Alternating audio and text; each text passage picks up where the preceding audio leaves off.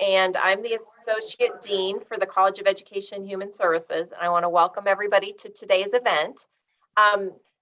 So I think it's always interesting as we think about, when I say College of Education and Human Services, what does that mean? Because we have lots of terms that we use. So your major, right, is physical education, which is located in a department, which is kinesiology, which is located in a college, which is the College of Education and Human Services. And I tell you that mostly so that if you get things from the College of Education and Human Services, you know that that's why you're getting it from us. It's just kind of a higher level of sending you information. But today you're taking another step on your path to graduation as you transition from your first year advisor to your major advisor. And before we get started, I want to mention a couple of things. First of all, you've both been added to a Western Online class called Your Path to Graduation. And that's a valuable resource. It'll have information about degree plan information. It will have information about student teaching, other kinds of information as well. So that's a useful website for you. And then the second thing is I just wanted to talk a little bit about kind of our plan for today's time that we're together. So what we're going to do is we're going to introduce you to some people who will help to make your academics a successful experience. We're going to share some information about your major as well as some different tips for being successful. And then we're going to give you an opportunity to ask any questions that you might have. So to get us started, I'm going to introduce Kelly Morris, who's your first year advisor, and she's going to say a few words. Hello, hello. This is my exit sign. So this is me saying to Aaron and Josie that we've been working together since last March, and I think that you are well equipped to move forward and be with your department and your major advisor for the rest of your time at Western before you become teachers and become that pivotal person in young kids' lives. So I wish you the best of luck. You know how to use STARS, you know how to navigate different parts of STARS and looking at the classes you want to take and the sequencing and everything Holly will work with you on. And you're going to be in great shape. You are terrific humans, and look out world. Please stay safe and remain mindful of your personal goals and values and self-respect. Go do great things. Great. Thanks, Kelly, so much. And now it's my pleasure to introduce you to your major advisor, Holly Van Vlymen. Holly will tell you a little bit about herself and give you some helpful hints. So hello, my name is Holly, and I have been here at the university for, almost 17 years now. I went to school here, so I have my degree in early childhood education. So much like you have gone through the education program, and know what the rigors of all of that entailed. I was here in athletics. I was the softball coach for many years, and then I transitioned over into the assistant athletic director for academics, and I also ran our athletic academic advising center. So I have been advising for a few years, but moving over into this role, this is kind of new. I started in November. But I am very familiar with physical education and lived in Brophy. So I'm very familiar with your building that you will be spending a lot of time in.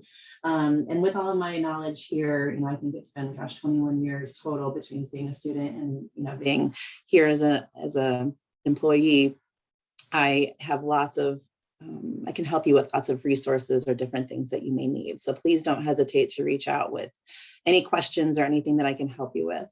That being said, we are going to start meeting. I'll tell you, I put my email address and my Calendly link in the chat, even though it got a little weird with the hyphen. So feel free to reach out, but I am sending you an email at 1 o'clock this afternoon. It's already set, ready to go. So you'll get it at like 1:01 probably. But I'll have some helpful information, but I'll meet with you every semester. So you'll have an advisor hole. You'll have to meet with me. We'll talk about what's going on. So what has happened since your last advising meeting? What is your plan? What do you want your journey to look like when you leave here? What do you want everything. Where do you want to be with everything? Do you want to be able to teach PE? Do you want to have a health endorsement? Do you want to do anything else? So we'll talk about all those things when we meet. We'll go through your calendar, your schedule, like Kelly said, get your classes all scheduled out, make sure that you're following the sequence, because in most education areas, there is a sequencing of classes. So some are only offered in the fall, some are only offered in the spring, and they all kind of feed off of each other. So we'll make sure that you're getting through that you're earning the grades that you need to with all of that. There's also the teacher education program part of it. So there's also some different things that you're going to have to do. So you have to do some safety training, ELL modules. You'll have to apply to be a part of the teacher ed program. And then we'll get into some student teaching things as well. So I will also be with you every step of the way to make sure that you're getting all those tasks and that you're transitioning through. And then we'll talk about any way that we can help. We'll talk about resources. We'll talk about scholarships that are open to you. However else we can help make this experience as good as it can be. A couple of tips right now that I'm sure Kelly told you. Please make sure that you're checking your Western email at least like twice a day. So check it in the morning, check it at night, have it sent to your phone. If you don't have that done, then we can help you get that set up when I meet with you. Western Online. I'm sure some of your classes may be online. If not, most professors do utilize Western Online. So make sure that you are checking that. And I will show you an app. If you haven't downloaded the Brightspace Pulse app onto your phone yet, there is an app that goes with Western Online. So it kind of feeds everything right to your phone, not everything, but most right to your phone. So you can kind of track and use your phone with Western Online as well. So we'll talk about that. And just make sure that you're communicating with me, with your professors, anybody that you can, because we want to make sure that you're successful and we want you to be successful. So just reach out to us if you're having any problems or any issues or any concerns, and we'll get you going in the right direction. So I think that's all I have. Sorry, I talked fast, but if you have any questions, let me know. And throughout this whole presentation, don't hesitate to shoot out questions and we'll make sure to get them answered. But I really look forward to working with you guys. Great. Thanks so much, Holly. Now I'm going to turn it over to Renee Polubinski, who is the chair of the kinesiology department, and she'll say a few things and introduce you to some of the other people on the call. Well, welcome, and nice to meet all of you in a Zoom capacity. As Dr. Daitner said, I'm serving right now as the chair for the Department of Kinesiology. This is my 20th year here. And a little fun fact is I know you guys are in the most fun major because that was my undergraduate degree. I majored in physical education with a health endorsement, and I also double majored in athletic training in my undergrad. So I know all about PE. I love PE, and I think you're in for a good time. And anytime we put a call out to say, hey, anybody want to talk to students, you see them all come. So we have a lot of expertise in our college. Dr. Randy Hilligard's also on the Zoom. He is the assistant to the chair and will be one of your professors in your core class. And some of the things I wanted to share, Dr. Richie Goby couldn't make it. He is the director of the physical education teacher education program. And he's done a great job in getting a wonderful curriculum. We not only cover the traditional activities like basketball, soccer, volleyball, flag football, but we have a lot of innovative and lifelong activities such as golf, tennis, disc golf, outdoor sports. And then the big one we've recently put in is scuba. So we do a little stint in one of the courses to discover scuba. So if you ever have a pool in your school that you work at, you might have an opportunity to play in the water and scuba. But the other thing that we want to always assure you is the resources available to make you successful. And first off, it's in your curriculum. You're going to have like 100 hours of field work prior to student teaching. And you're going to be out in authentic settings in your pre-service work, in pre-kindergarten, elementary, high school. And we even do an adapted physical education experience.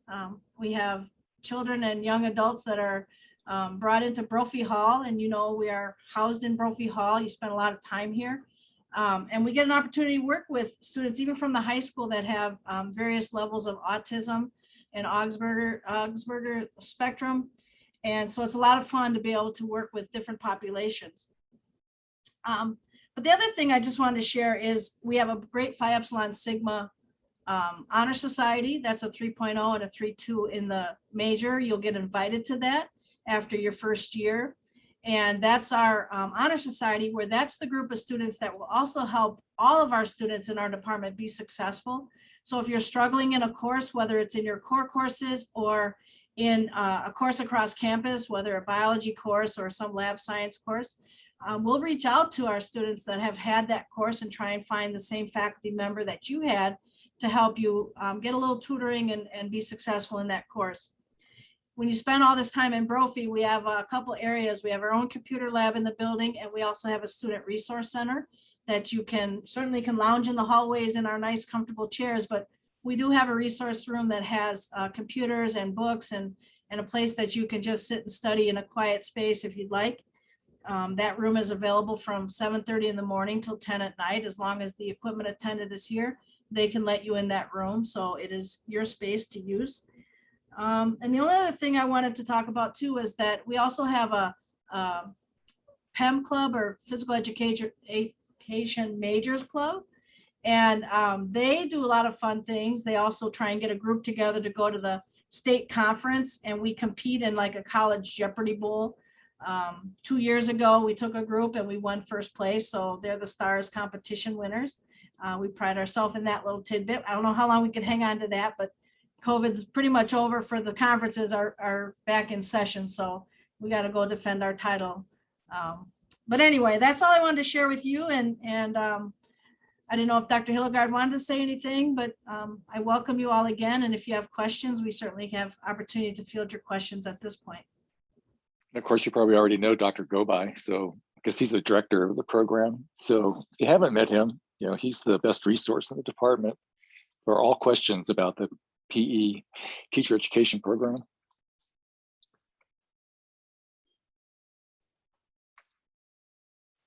Okay, do any of you have any questions that you would like to have us try to help you with? You can either unmute or you can put them in the chat box if you'd prefer to do that.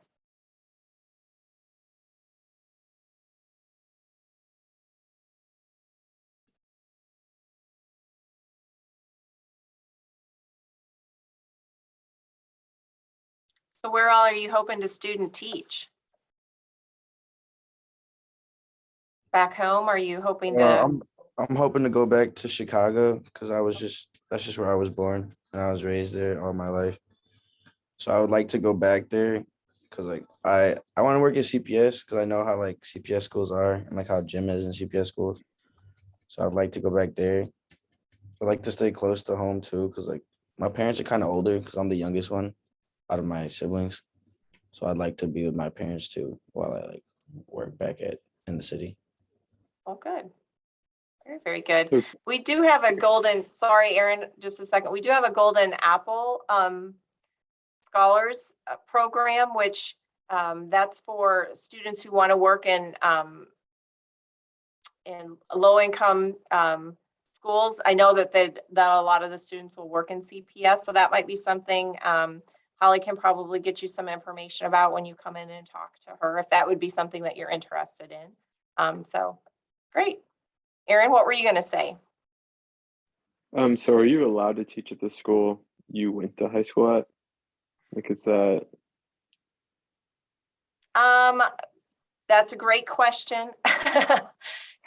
And there's been discussion of it, so I don't really know how to answer. Traditionally, no, you are not allowed to teach in the same school, but there have been certain circumstances. So we encourage you not to, because it's good to have a variety of different experiences so that when you're looking to go out, but that again is something that you could talk to Holly about, or two other people that I want to mention who aren't able to be here today are Lisa Litchfield, who is the in charge of all of our field experiences, and then also Tammy Wilson, who is our licensure officer. So she is the person, once you get to the end and you're getting ready to get your license, your teaching license, she'll be a great resource for you. So both of those two individuals would be able to kind of help you think through some of those questions. The other thing I wanted to mention, I forgot to mention, is that there's also the opportunity to do an endorsement. that will cost you an extra semester, but a lot of those that are retiring now, the baby boomers that are heading out of their profession, oftentimes they were the physical education and health teacher. So a health endorsement, and Holly could probably correct me on this, I think is like another 24 credits. So it's as if you carried a minor. It takes usually another semester to complete that prior to your student teaching. And then the other thing I'll mention is I looked at some of the stats Dr. Gobai provided me, and he said 17% of all the physical education jobs open for the 21-22 school year were left unfulfilled. So he says there's still a teaching shortage. And so you guys are in the right track if, you know, got a job waiting for you. Most of our last couple graduations I've been at, when we ask our physical educators, where are you going? What are you doing? They've all had a job prior to finishing their student teaching. And many times it's the school you at that wants to keep you. So about the endorsement, it's 18 hours. And one of them has to be like some type of methods course or something like that. So a lot of times we can count some of your human well-being courses towards that. So if you take a nutrition class, or if you take a health class, or we have like a drug use and abuse course or something like that, we can use those classes along with some of the education health classes that we offer here. So it is just an additional 18 hours. But sometimes, like I said, there's already a couple hours that are in with your general ed curriculum, or maybe some other courses that you're taking within the major. I think there is one course that we can count towards that you actually take for your PE. So there are a couple of hours that are already in there. So the health endorsement really isn't a whole lot of extra work to get. And I do think that it's beneficial. And endorsements, that might be confusing, but basically once you get your professional educator license, so once you get your PE license, an endorsement is like another license. So you would be certified to teach PE K through 12, or you would be certified to teach health. So it kind of gives you a little bit more, you're more marketable, to go out into the schools and be able to teach different things. So, we have lots of endorsement areas. So I know we have one in dance, we have one in health, like Renee said, there's a lot, the coaching, all of those things. And also, if you get your PE educator license in the state of Illinois, then you are also good to coach. So you don't necessarily have to have that coaching endorsement or minor. You're already good to coach in the state of Illinois once you do that. So just so you know that. But Tammy is great. She's our licensure officer. Are any of you planning to go out of the state to teach? Or are you all from the state of Illinois? From Illinois. Okay. And scholarships, I will send you an email if I haven't already. I've sent a couple emails out about scholarships, but I will be sure to send you the link. Super easy. We have a scholarship portal. You basically go in and sign up, and all of the information that you put in about yourself ties you to the scholarships that you are available for. So you don't necessarily have to go in and apply for every single scholarship. It'll kind of help you with that, but there's lots of money every year that goes on, that remains in there that you guys could utilize. So make sure that you get on and check that out. That's funny. Holly brings up the coaching, because oftentimes the last question they'll ask you after they ask in your interview about teaching, they'll say, and now what can you coach? So you do not need a coaching minor or an endorsement. Once you're licensed to teach, you're licensed to coach. So we do have some coaching courses that can be beneficial, but it's a great thing. Do you know where you guys are with driver's ed endorsement? We've presented our initial conversation to the dean, and so we're looking at how to deliver it and kind of the expenses behind it. So that is something we've had some inquiry on, whether we can offer a driver's ed endorsement. And the other thing, watch your emails. I know Dr. Gobai had a great opportunity for the physical educators to go coach at the Y and do some of the youth sports.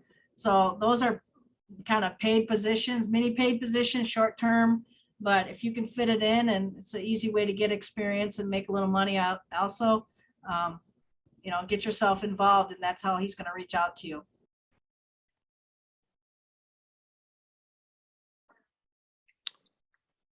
Okay, any other questions?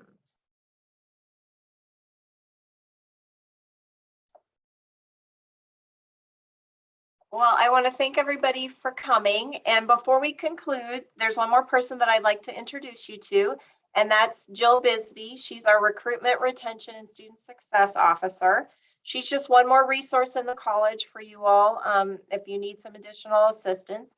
And she's going to put in the chat box a link to our student resource page. And again, that's lots of general useful information.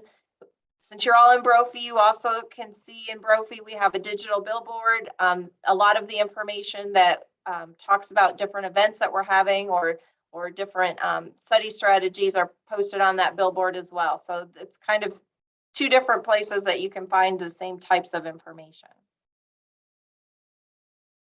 Okay, if there's no other questions, then we thank you very much for coming today. And we look forward to you continuing to be successful on that path toward graduation. Good luck, you guys. We'll see you Good around. luck. Yep. Thank you. Thank you. Thank you. Bye-bye. Bye-bye.